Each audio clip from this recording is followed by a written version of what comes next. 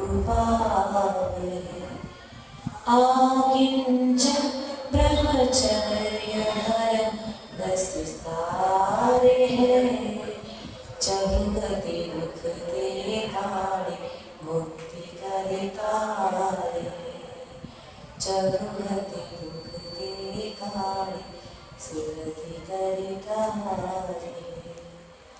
जय बोले गजराज आदिनाथ भगवान की। आज जिनका मोक्ष कल्याण महोत्सव है 1008 श्री पूज्य भगवान की, 1008 श्री नवीनाथ भगवान की, परम पूज्य मुनि पूज्य श्रेष्ठाचार्य श्री आदि सागर जी महामुनिराज की, आचार्य श्री महावीर कीर्ति जी, विमल सागर जी, सन्मति सागर जी महाराज की। हे गुरुवर आप मेरे मोक्ष का आधार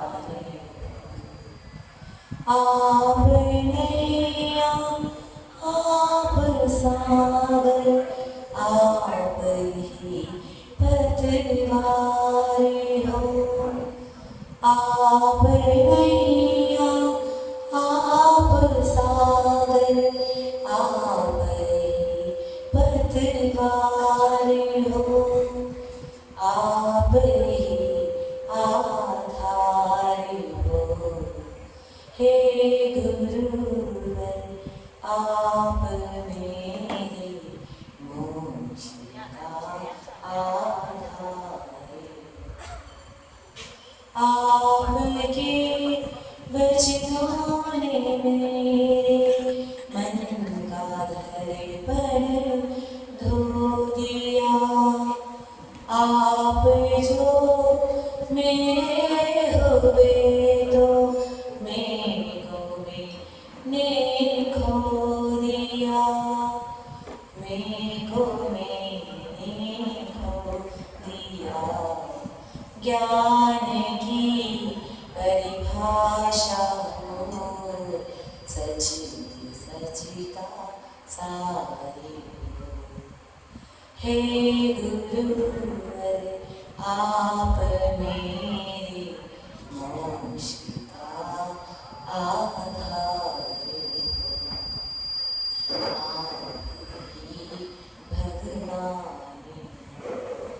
जय बोले परम पूज्य चतुर्थ भट्टाधीशाचार्य भगवान श्री सूर्यसागर जी गुरुदेव की, निकम नौकर महामुनिराजों की, 10 लक्षण महापर्व की, उत्तम सोच धर्म की।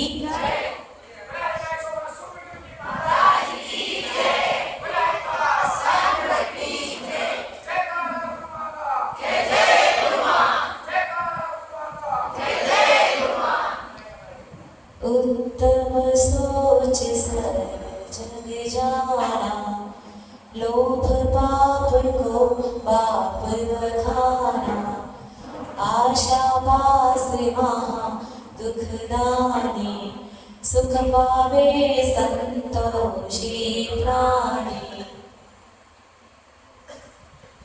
आज उत्तम सोच धर्म। सोच माने लोभ का त्याग करना। फिर कहा सोच का दूसरा अर्थ भी होता है, सोच माने भीतर की शुचिता होना। पंडित जी कह रहे हैं कि लोभ पाप का पाप हुआ करता है। एक बार की बात थी, एक राजा ने नगर की सुरक्षा के लिए चारों तरफ दरवाजे बनाए, लेकिन नगर का एक तरफ का दरवाजा बंद ही नहीं पा रहा था।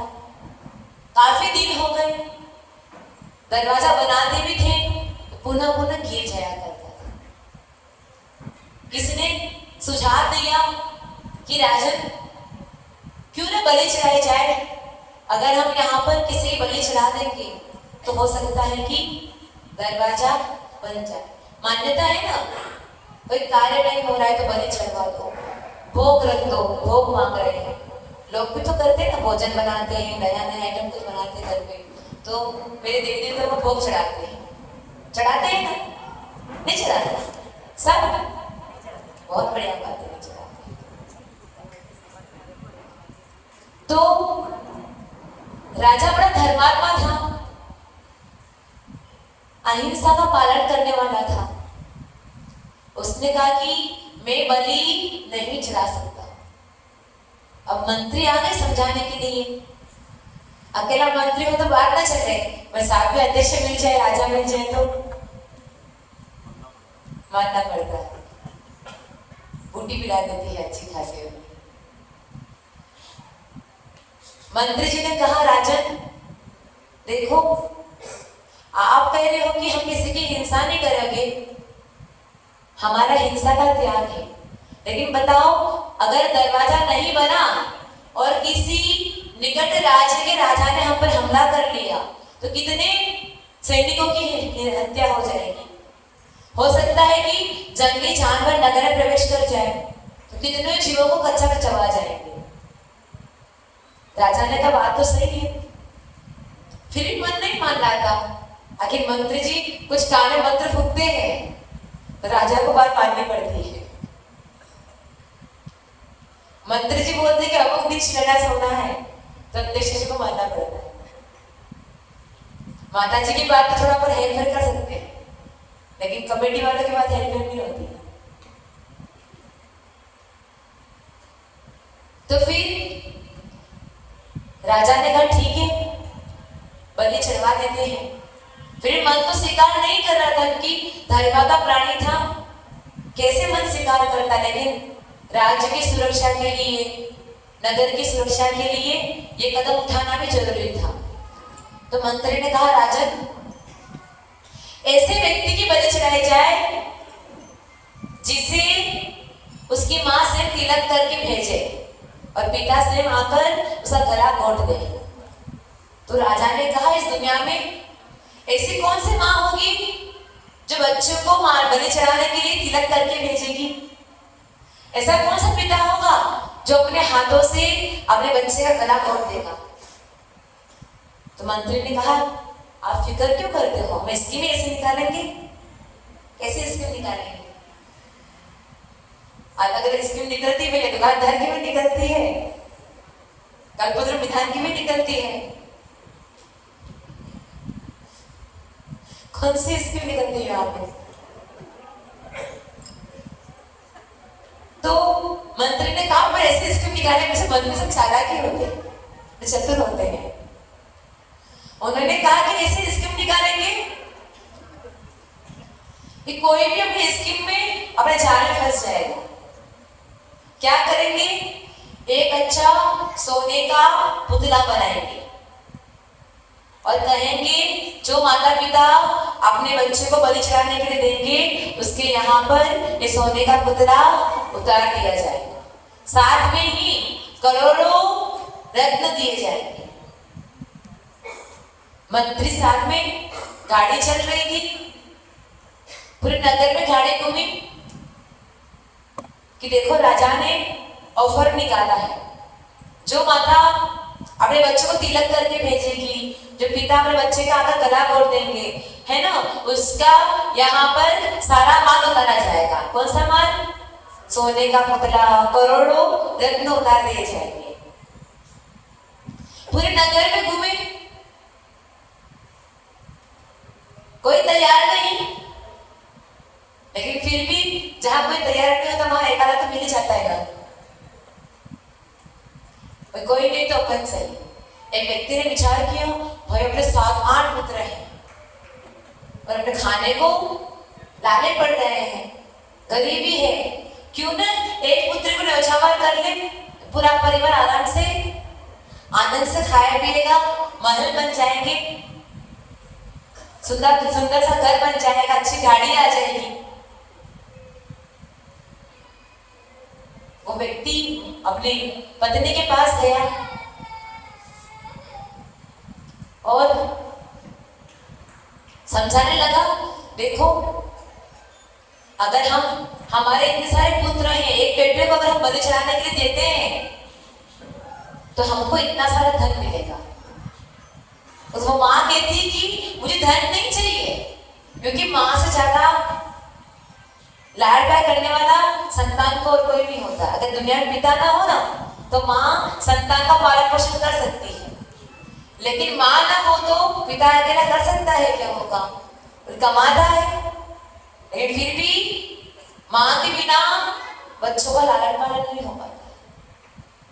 कभी कभी तो होता है कि सौतेली माँ के कारण से बच्चे गलत लाइन में भी चले जाते हैं, क्योंकि जो प्यार घर में नहीं मिलता है वो प्यार बाहर ढूंढते हैं। कभी कभी तो ऐसा भी होता है कि माता पिता कमाने में इतने बिजी हो जाते हैं कि बच्चों को समय नहीं दे पाते हैं। कभी कभी होता है दिन भर में माता पिता बच्चों को शाम को देख पाते हैं, और कभी कभी होता है कि देख ही नहीं पाते हैं। एक बार क्या हुआ था, एक बहुत बड़ा ऑफिसर था। ऑफिसर का तो पक्की बात है काम भी बहुत बड़े जगह होंगे, बच्चे भी थे, बच्चे बड़े परेशान थे। हम सोते हैं पापा घर में आते हैं, हम जागते हैं पापा उससे पहले घर से बाहर चले जाते हैं। पापा की आवाज कैसी है अभी तक वो भी नहीं सुनी। एक दिन हुआ, पिताजी भी फ्री थे और बच्चे भी फ्री थे। बेटे ने आकर पिता से पूछा, पापा एक बात बताओ, आप एक घंटे में कितना कमाते हो? पिता ने कहा, बेटा 5,000 कमाता हो एक घंटे में। और कोई होता तो कहता कि भाई 5 मिनट में अपन तो एक यस बोला, सिग्नेचर किए और करोड़ की डील फाइनल हो गई, हम लाखों कमा गए। उसने कहा, बेटा 5,000 तो घंटे के पक्के हैं। बेटा भागकर अंदर गया और माँ से कहने लगा, माँ मुझे 2,000 रुपए चाहिए। माँ ने कहा, क्यों चाहिए बेटा? माँ एक बार सुनो तो सही ना, 2,000 रुपए दो तो सही मुझे। माँ ने 2,000 रुपए उस बच्चे को दिए कि सिद्धू तुम्हारे पापा होते तो करोड़ दे देते तुमको, कागज के नोट। तो उस बच्चे की माँ ने उस बच्चे को 2,000 दिए। बेटा भागा और गुल्लक के पास गया, उसमें 3,000 निकाले। 3,000, 2,000, 5,000 हो गए। और बच्चे ने जाकर पिताजी से कहा, लो पिताजी ये 5,000 रुपये पकड़ो, कल का 1 घंटा हमको दे देना। क्यों? कभी माता पिता इतने बिजी हो जाते हैं कि बच्चों को समय नहीं दे पा रहे। बच्चा पिता से समय खरीद रहा है। उस पिता का मुंह देखने लायक था कि आज बच्चों के सामने पैसे की कीमत नहीं है, पिता के प्यार की कीमत है, माता के प्यार की कीमत है। आज का भी जमाना है कि बच्चों को अपनी माँ के हाथ का भोजन बहुत पसंद आता है। हर किसी को पता है भाई माँ तो माँ होती है, माँ के हाथों में प्रेम भी हुआ करता है। और जब बच्चों को माँ का हाथ का भोजन नहीं मिलता है, माँ की बेटा तुम्हें 500 का नोट लेके जाओ, 5 स्टार होटल में जाकर नाश्ता करके आ जाना, तो बताओ वो बच्चे क्या सीखेंगे? क्यों? कभी आपने अपने हाथ से बनाकर खिलाया ही नहीं। आजकल पिता से ज्यादा माँ बिजी हो गई है, नौकरी भी करती है, गृहस्थी भी संभालनी पड़ती है, और उसके पीछे बच्चों को संभालने के नौकर रखने पड़ते हैं। बताओ जो ममत्व, जो वात्सल्य माँ का मिलता है, वो वात्सल्य नौकरों से मिल सकता है क्या? अरे नौकर रख दो, हम महीने में 5 लाख कमा लेते हैं, नौकर कितना लेगा? 50,000 लेगा। बच्चों को संभाल तो रहा है, दूध तो पिला रहा है, लेकिन ध्यान रखना नौकर के हाथ की जो वस्तुएं बच्चे खाते हैं वो गिन गिन कर खिलाते हैं। माँ बच्चों कैसे खिलाती है? गिनती है क्या? बच्चे ने इतना सारा खा लिया, इतना खा लिया। श्रावक जब साधु को आहार देता है तो गिनता नहीं है, और माँ जब बच्चे को भोजन कराती है तो गिन के नहीं कराती है, प्रेम से खिलाती है। बच्चा कितना भी खा लेगा तो माँ ये नहीं कहेगा मेरे बेटे ने इतनी रोटी खा ली, क्योंकि जानती है भीतर में ममत्व तो पड़ा हुआ है। इतना कोमल हृदय माँ का होता है। वो माँ भी इतनी कोमल थी, उसने भी कह दिया सेठ जी से कि देखो मैं सूखी रोटी खा के रह जाऊंगी, पानी पीकर अपना जीवन निकाल दूंगी, लेकिन अपने बेटे को बलि चढ़ाने के लिए नहीं दूंगी। सेठ जी थे, कैसे भी करके सेठानी को बातों में ले लिया, आखिर सेठानी को मना ही लिया।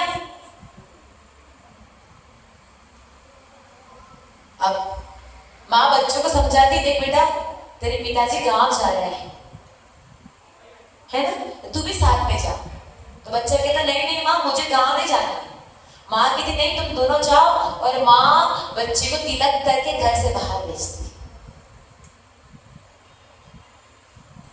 फिर पिता गाड़ी बिठाते हैं, मंत्री भी खुश हो गया, भाई अपन ने जो सोचा था, जो प्लानिंग राजा को बताई थी वो सफल होने वाली है। गाड़ी बिठा के राजा के पास सेठ जी बेटे को लेकर जा रहे हैं, और बच्चे को सौंप दिया राजा के चरणों में, और कह दिया कि हे राजन जब भी उसका गला घोटना हो तो मुझे बुला लेना। एक पिता ये शब्द निकालता है। जब काम वासनाएं होती है, भीतर विकार आते हैं, लोभ आते हैं, तो ये कार्य आसानी से हो जाया करते हैं। अपन सुनते हैं ना, कोई प्रेमिका थी, किसी के चक्कर में पड़कर अपने पति को भी मार दिया, बच्चों को भी मार दिया। कितनी खबरें पढ़ने को मिलती है। चलो पति तो पराया था, संतान तो खुद की थी ना, खुद ने 9 माह घर में रखकर जन्म दिया था। कभी कभी काम वासना इतनी खतरनाक होती है, व्यक्ति कुछ समझ नहीं पाता। कषाय जो है ना बड़ी खतरनाक है, इसलिए तो कहा ना पहले क्रोध को खत्म करो, फिर मान को, फिर माया को, फिर और देखो क्रोध मान माया तो कन्वर्ट भी हो जाती है। ये कषाय अन्य कषाय में कन्वर्ट हो जाती है, पर लोभ कषाय ऐसी है जिसका उदय लोभ रूप आकर ही खत्म होता है, एकदम लास्ट में जाने वाली है। लोभ के चक्कर में लोग जीव क्या क्या पाप नहीं कर देते। पिता कह रहा है कि बेटे का गला घोटना हो मुझे बुला देना, मैं आ जाऊंगा। वो दिन भी निकल आया कि बेटे का गला घोटना था, सेठ जी को बुलाया गया। सेठ जी का पुत्र सारी बात समझ गया कि मुझे यहां तक क्यों लाया गया। अब बहुत जोर जोर से हंस रहा है। उसकी हंसी को देखकर राजा के मन में विचार आया कि ये लड़का क्यों हंस रहा है इतना। राजा से रहा नहीं गया, और राजा ने आके पूछ ही लिया, क्यों रे बेटा, आखिर इतना जोर जोर से क्यों हंस रहे हो। उस बेटे ने कहा कि राजन, इस दुनिया में भी हर पुत्र के लिए, हर बच्चे के लिए एक पिता होते हैं, दूसरी माँ होती है, और माता पिता भी नहीं होते हैं तो राजा होता है। यहाँ पर माँ भी दुश्मन बन गई है, पिता भी दुश्मन बन गए हैं, और राजा भी दुश्मन बन गया है। अब इस दुनिया में किसका सहारा है। इसलिए मैं हंस रहा हूं कि दुनिया में व्यक्ति अकेला आता है और अकेला जाता है, माता पिता भी साथ में नहीं जाते। लोभ लालच ऐसी चीज है। कोरोना काल में हमको किसी ने वीडियो दिखाई थी, 9 साल की बेटी थी, कोरोना हुआ। आप लोगों ने भी देखी, बहुत फेमस हुई थी वो वीडियो, शाहरुख ने दिखाई थी। गजब का वैराग्य उस वीडियो को देखकर होता है। 9 साल की बेटी बहुत रो रही है। अगर नन्हे से बच्चे को अगर बुखार आ जाए ना, तो माँ सीने से लगाकर बच्चे को रखती है। कोरोना की इतनी खतरनाक वेदना, बच्ची सांस नहीं ले पा रही है, भोजन नहीं कर पा रही है, माँ माँ चिल्ला रही है, पिता पिता चिल्ला रही है, लेकिन माँ कहती बेटा हाँ रुक जा, एक दरवाजे बंद कर लिया, माँ मुझे एक बार तो उठा लो, एक बार तो गले मिला दो। तो माँ कहती हाँ बेटा रुक जा, हाँ बेटा रुक जा, डॉक्टर आ रहे हैं, डॉक्टर आ रहे हैं। उस वीडियो को देखकर इतना गजब का लगा कि जब जब स्वार्थ होता है, बंदरी देखिए ना, बंदरी बंदरी बच्चे को लेकर कहाँ घूमती है, कहाँ पर घूमती है, एकदम बांध के घूमती है। आप देखना मांगी तो की गए हो, शिखर जी गए हो, वहां बहुत सारे बंदर होते हैं। वो बंदरी ऐसे बच्चों को टाइट पकड़ कर रखती है, वो छलांग भी लगा दे ना तो ही बच्चा गिरता नहीं। पर कहते हैं जब बंदरियों को भी नदी पार करनी हो और कोई रास्ता नहीं सूझता हो तो बंदरी पहले अपने बच्चे को बिठाती है नदी में और उस पर पेड़ रख के नदी पार करती है। लालच और स्वार्थी जीवन, कितना स्वार्थी जीवन हो सकता है, संसार कितना स्वार्थी है।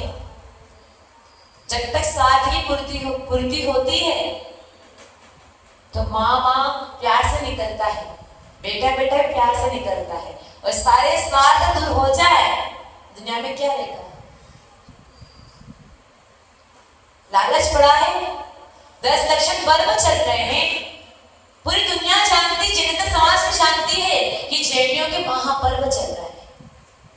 और जैनी भी जानते हैं कि महापर्व चल रहे तो क्या हुआ, दुकान थोड़ी बंद करेंगे, दुकान बंद कर देंगे तो नुकसान हो जाएगा। यानी ये 10 दिन की दुकान तो केवल धर्म कमाने की है, धन कमाने की नहीं है। वैसे तो ये 10 धर्म आचार्य परमेश्वर के गुरुकुल में आते, 36 गुरुकुल में आते हैं, वो उनका पालन करते ही श्रावकों के लिए किसी भी एंगल से 10 धर्म नहीं है। लेकिन फिर भी कहा कि आप कम से कम अभ्यास तो कर लो 10 दिन, परमानेंट का पालन न कर पाओ 10 दिन तो इस धर्म का पालन कर लो। फिर कहा आचार्य परमेश्वर तो प्रतिदिन प्रतिपल 10 धर्मों को जीते। आप कम से कम एक दिन एक धर्म को तो जी लो, जीने का अभ्यास कर लो। होना तो ये चाहिए हर पिता वर्ग को यहाँ पर पूजा के लिए बैठना चाहिए। यूनिफॉर्म 12 बजे पहले चेंज नहीं होनी चाहिए। अभिषेक के लिए आते हो उसी वस्त्रों में भगवान की पूजा करनी चाहिए। 10 दिन में पूजा तो कर लो, कम से कम 10 दिन तो पढ़ाई कर लो। फिर जीवन भर न भी कर पाओ तो कोई बात नहीं, पूजा होती कैसे है, क्या आनंद आता है। इतने जो संगीतकार हैं अच्छी भावनाओं के साथ पूजा करवा रहे हैं, गुरु का सानिध्य मिला है, लेकिन भीतर में जब लोग पड़ा रहता है कि नहीं कमाना है। हमारे पड़ोस में दुकान खोलती होगी जल्दी, हमको भी खोलनी पड़ेगी, कंपटीशन चलता है आज। उसने चालू कर ली, दुकान खोल दी, उसका जो माल चंगा बिक जाएगा। लेकिन ध्यान रखना, एक उदाहरण समझाते आपको। एक व्यक्ति था, सुबह 6 बजे और बहुत ज्यादा दुकान खोलने के लिए, और दुकान खोलते पक्की बात है कोई ना कोई कस्टमर आ भी जाता है, सही बात है ना।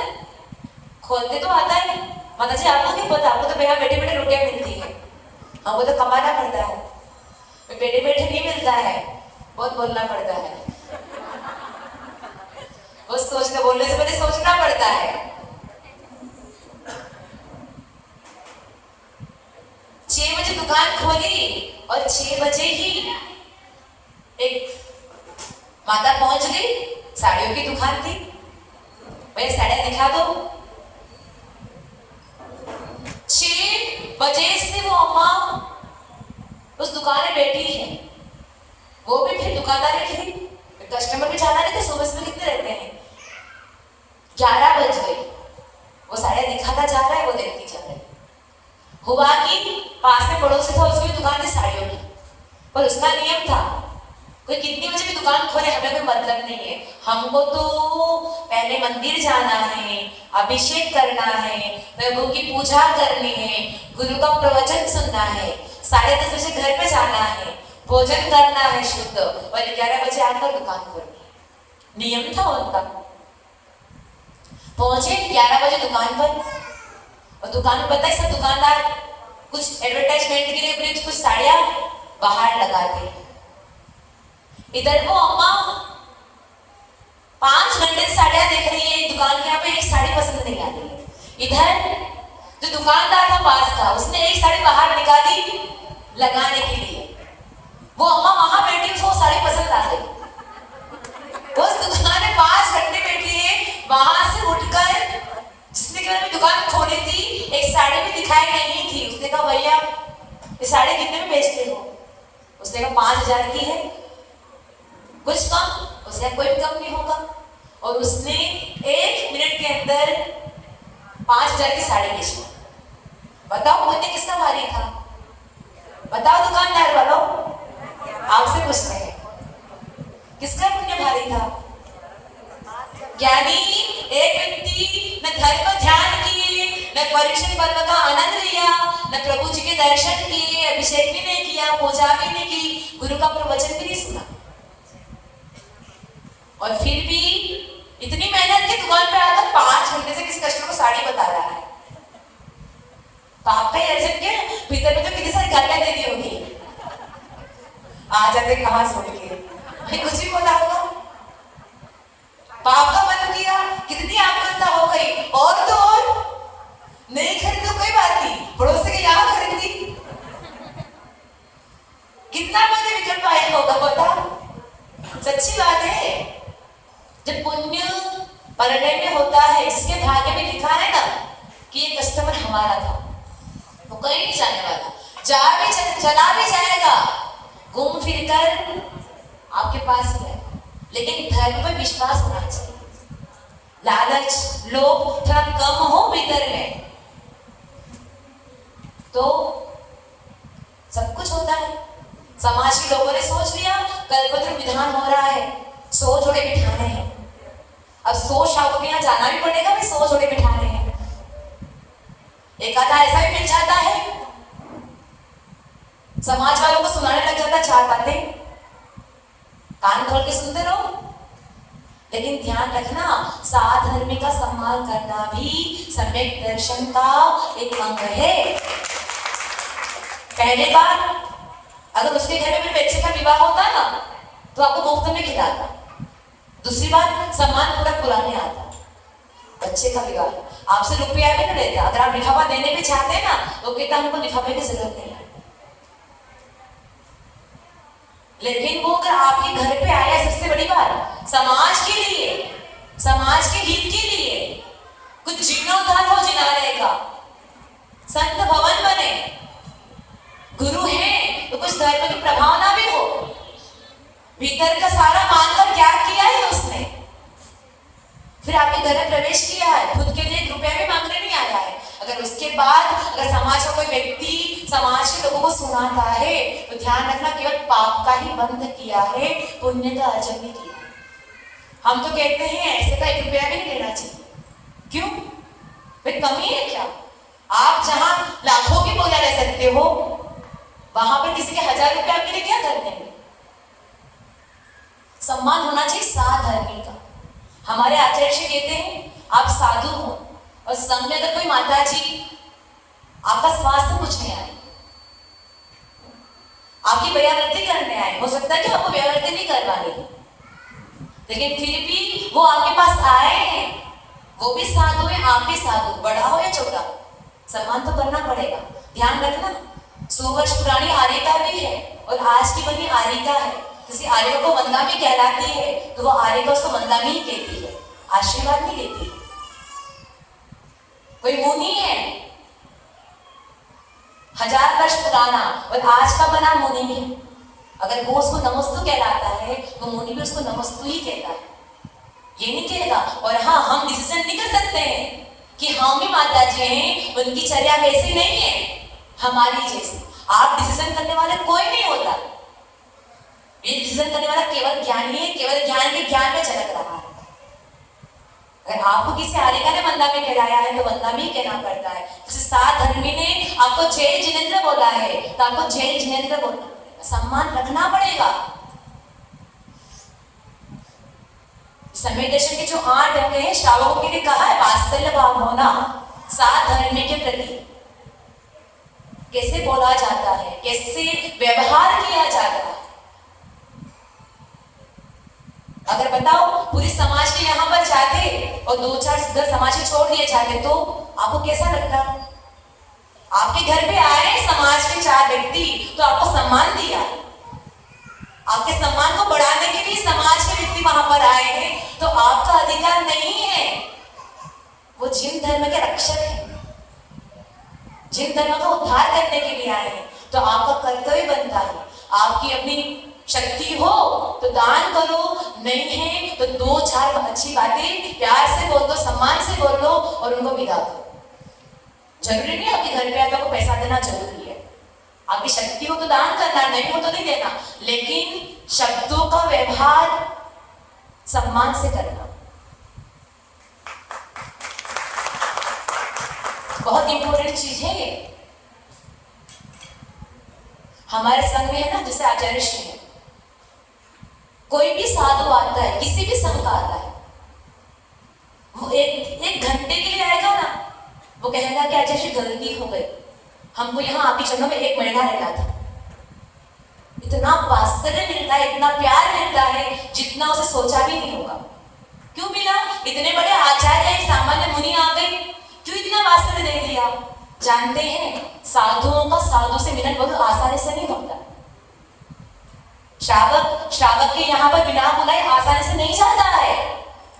10 लाख चावल डालने जाओगे ना तो भी व्यक्ति आपके घर पे नहीं आता। अगर आपके घर पे आया है तो आपको कोई पुण्य का उदय है, कोई साधु हमसे मिलने आया है, हमको वंदा में प्रतिवंदा में किया है, किसी मुनिराज ने हमको समाधि रस्तों को आशीर्वाद दिया है, तो बहुत खुशी होती है। अभी कुछ दिन पहले हसमुख जी है ना, जो रामगढ़ वाले महाराज जी हैं, हसमुख जी के बड़े भाई के बेटे हैं, वो उनके पास गए होंगे तो हमने नमस्ते कहलवाया था। तो महाराज जी ने हमारे लिए आशीर्वाद में एक पुस्तक भेजी, पेन भेजी। फिर हसमुख जी कुछ पेन लेकर उनके पास गए थे कि महाराज जी कोई भक्त है तो उनको दे देना। तो महाराज जी ने कहा कि पेन लेकर जाओ और माता जी को बोलना कि बच्चों को बांट दें। अगर ऐसे वो हमारे पास पेन लेकर आते तो सच्ची बात थी हम उसको एक्सेप्ट नहीं करते, एक पेन भी नहीं लेते, लेकिन उन्होंने कहा कि महाराज जी का आदेश है आपके लिए कि पेन आपको लेने हैं और बच्चों को बांटने हैं। तो हमने कहा रख दीजिए डिब्बा, बच्चों को बांट देंगे। क्यों? हमारे लिए गुरु ने आशीर्वाद भेजा है, चाहे कुछ भी भेजा हो। दर्शन प्रत्यक्ष रूप से नहीं हुए हैं, नाम भी नहीं जानते, लेकिन दिगंबर संत है, उनका आशीर्वाद हमारे लिए आया है तो हमको स्वीकार करना है, जरूरत हो ना हो।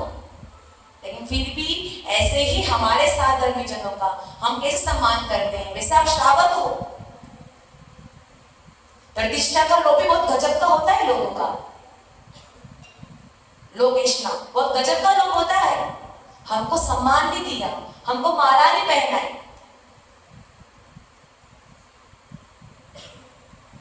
हमने तो बहुतों को मंच पे सम्मान करवाने का त्याग किया।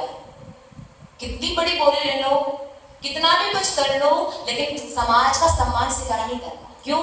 आज सम्मान स्वीकार किया, कल नहीं किया, भूल से चुक गए तो भीतर में इतनी गजब की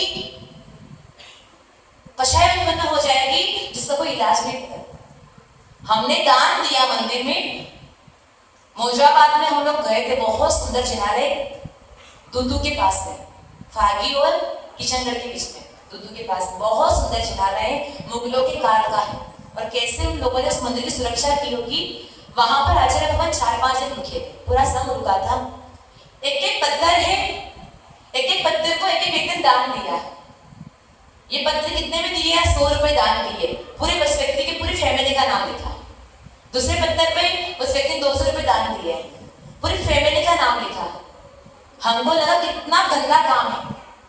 आपने मंदिर दिया है, संत भवन दिया है, रूम दिए हैं, बड़े बड़े पोस्टर लग रहे हैं, जहां पर सच्चे देव शास्त्र गुरु के रखने का स्थान था, वहां पर रागियों के नामों का क्या जरूरत है बताओ? वहां पर रागियों की फोटो की जरूरत क्या है?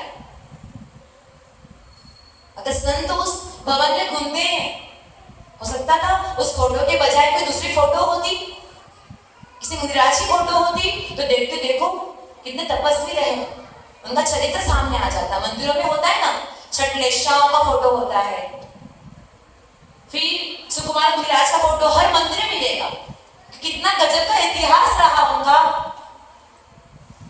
शालिनी ने जिंदा जला दिया, तब भी डिगे नहीं। कृष्ण मुनिराज का फोटो होता है, कोई मुनिराज आत्मन योग कर रहे हैं, वैसा वाला फोटो होता है। कोई मुनिराज वृक्ष की कोठरी में बैठकर ध्यान कर रहे हैं, वैसा फोटो मंदिर बनाया जाता है। कोई मुनिराज नदी के किनारे ठंडी वायु चल रही है, शीतकाल में बैठे हैं, वैसे फोटो मंदिरों में हुआ करते।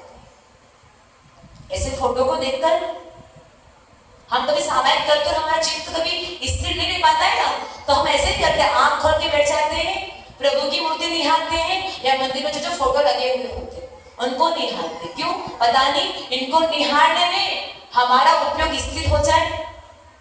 अब बताओ, उस मंदिर में आंख खोलते ही रागियों के नाम दिखेंगे, रागियों की फोटो दिखेगी, तो बताओ साधु का चित्त कहाँ जाएगा? और श्रावक भी सोचे भाई अपना मन भी नहीं लग रहा है, अपन मंदिर में थोड़ा फेर के देखे, देखो सुनील सागर जी गुरुदेव का फोटो है, कितने शांत संत हैं, कितने निष्ठा संत हैं, कितने मौन रहते हैं। उनको देखते ही उनका इतिहास सामने आ जाएगा। और आप मंदिरों में जो रागियों की फोटो होंगे, तो बताओ सामने वाले के मन में कुछ न कुछ उसके बारे में आएगा नहीं आएगा? आप दान दे रहे हो, आपकी दान की अनुमोदना की जाती है, लेकिन उस दान को बहुत चपा चपा कर देना, प्रतिष्ठा का लोभ, हमारा नाम होना चाहिए, हमने दिया है। प्रतिष्ठा का लोभ में बहुत खतरनाक होता है। हमको कोई पूछ ले, अक्सर होता है ना, हमारे राजर्षि में नियम है, पहली बात तो अगर हमारे सामने किसी का होगा नहीं, होगा भी सही तो एक बार नाम पुकारा जाएगा, सामने वाला उपस्थित है, कान खोल के सुन लिया है तो आ जाओ, फिर दूसरी बार नाम पुकारा नहीं जाएगा। बहुत लोगों को होता है, तो 10 बार उनका नाम नहीं पुकारोगे, सुन तो पहली बार में लिया है, लेकिन जब तक 10 बार नहीं पुकारोगे, उसको लगा मैंने सुना है, दुनिया ने नहीं सुना है अभी तक। पूरी दुनिया सुनना चाहिए हमारा नाम पुकारा है। जब तक पूरी दुनिया नहीं सुनती है, तब तक वो उठकर खड़ा होकर आगे नहीं आता। तो एक ऐसा लोग भीतर में नहीं होना चाहिए कि हमारा नाम पुकारा जाए, हमारे लिए कोई अच्छा बोला जाए। नहीं, हम तो कहते हैं समाज के लोगों को मंच पर आकर सम्मान कराने का त्याग कर देना चाहिए। हम नहीं कर रहे हैं। क्यों? हम गुरु के दर्शन के लिए आए हैं, सम्मान के लिए थोड़ी आए। हो सकता था 2 मिनट 5 मिनट हमारे सम्मान के लिए लगाए, उस 5 मिनट में ज्यादा गुरु की कुछ वाणी सुनने को मिलती। आज की युवा पीढ़ी क्यों पीछे हटती है? नए बच्चे क्यों हटते हैं? मंदिर आते हैं बस ये सम्मान और बोलिया, ये 2 ही काम होते जाते, बस ये देखने के लिए मंदिर आए क्या अपन, किसने बोली ली है, किसने नहीं ली है। होना चाहिए कुछ, थोड़ी बहुत व्यवस्था समाज की होनी चाहिए, लेकिन पूरा वही हो। और जो मूल था, बोलिया भी लग गई, अपना काम हो गया, शाम का भोजन भी है। अब गुरु का प्रवचन हो ना हो, सुनने को मिले ना मिले, क्या फर्क पड़ता है? हमको जरूरत ही थी सुनने की, हमारा काम हो गया, और जो बाकी था शाम का भोजन वो भी हो गया। अब क्या करना है सुनकर? ज्ञानी गुरु का उपकार है आप पर, उनको किसी से कोई मतलब नहीं हुआ करता, उनको कोई लोभ नहीं है। वो एक सुनील सागर जी गुरुदेव का संग है, यहाँ तो पैसे का हिसाब किताब चलता ही नहीं, कितना आया कितना गया। अभी आचार्य श्री के किशन के बाद में एक के बाद एक के बाद एक के बाद पंचकर्णक चालू थे। अमुक समाज से चित्तौड़ से निकले तो अर्नोद का पंचकर्णक, अर्नोद से निकले तो मुंगाना का, मुंगाना से निकले तो पाड़वा का, पाड़वा से निकले बांसवाड़ा का, बांसवाड़ा से निकले तो दाहोद का, संतरामपुर का, ऐसे 12-13 पंचकर्णक हो गए। तो किसी ने कहा कि सुनील सागर कुछ लेते हैं पंचकर्णक करवाने के लिए?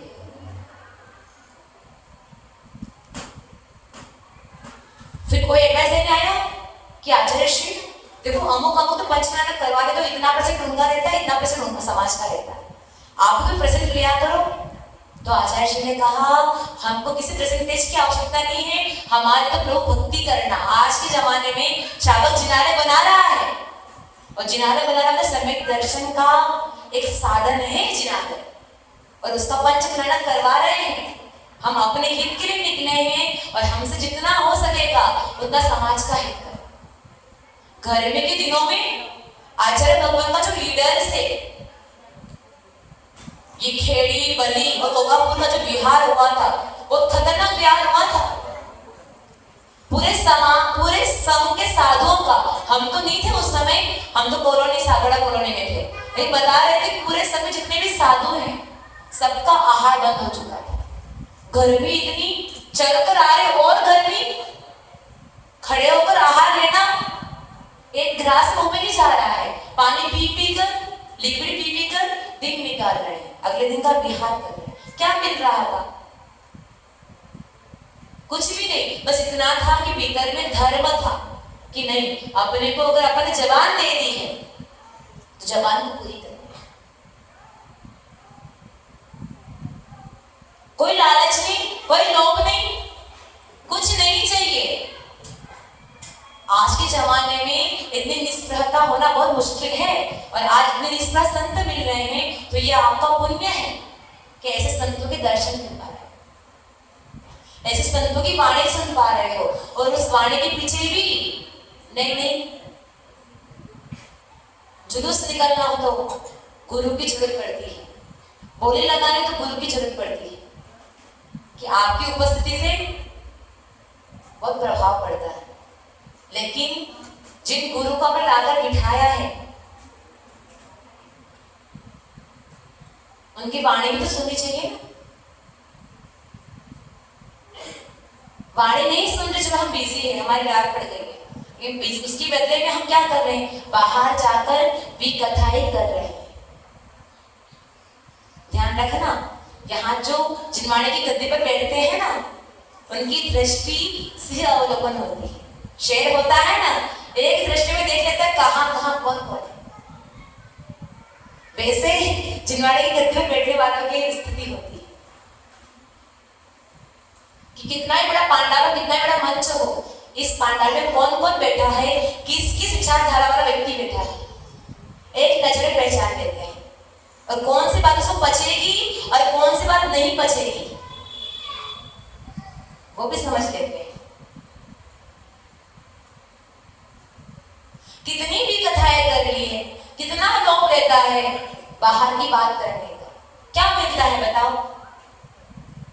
कितना मिलता है उससे बात करने में? आप कभी सोचना, हमने 1 घंटे तक मोबाइल चलाया, मैसेज बहुत आए भी, मैसेज बहुत भेजे भी से, लेकिन उससे हमको क्या मिला?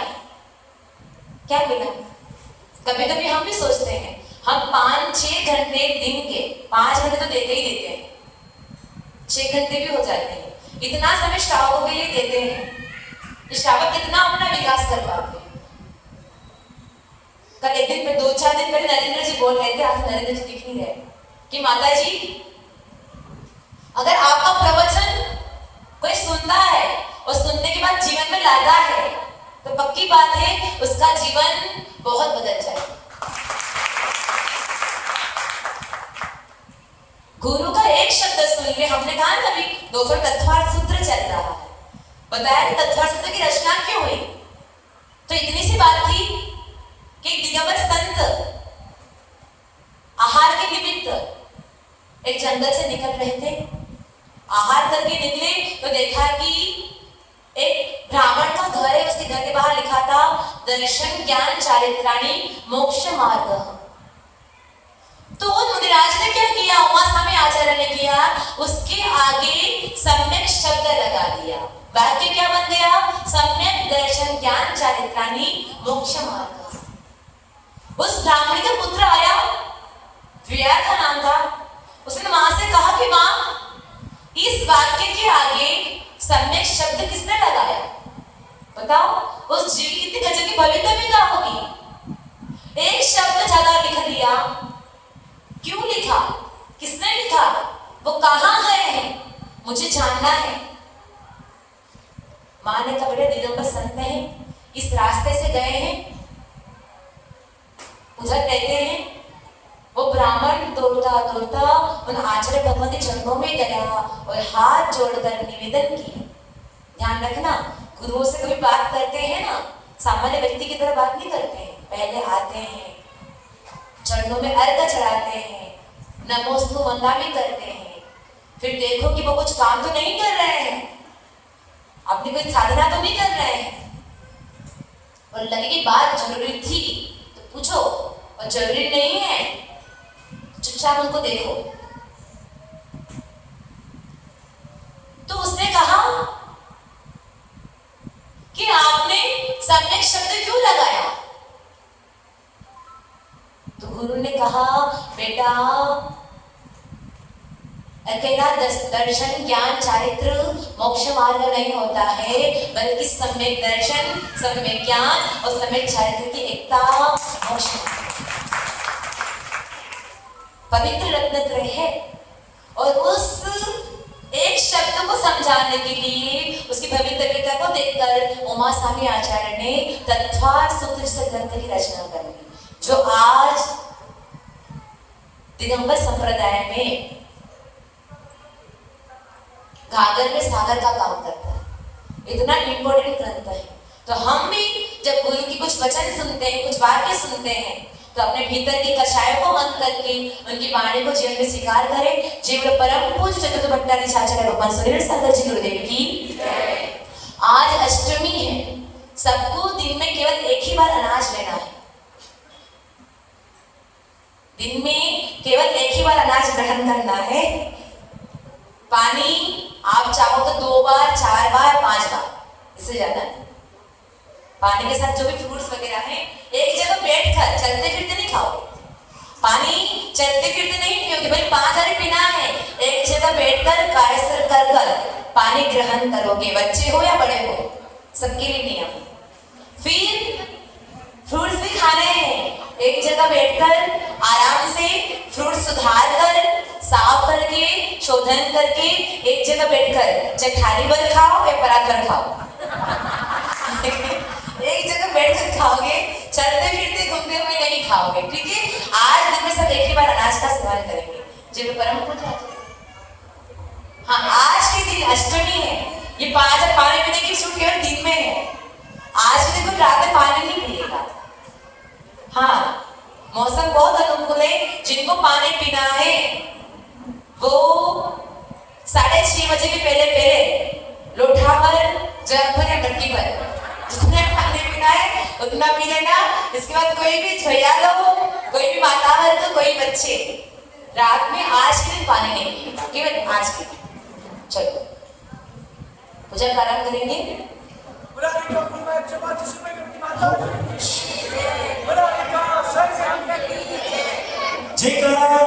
और हाँ, शाम को प्रतिक्रमण होता है 6:30 से 7:30। उसके बीच में 10 मिनट के लिए प्रश्न मंच रखा है।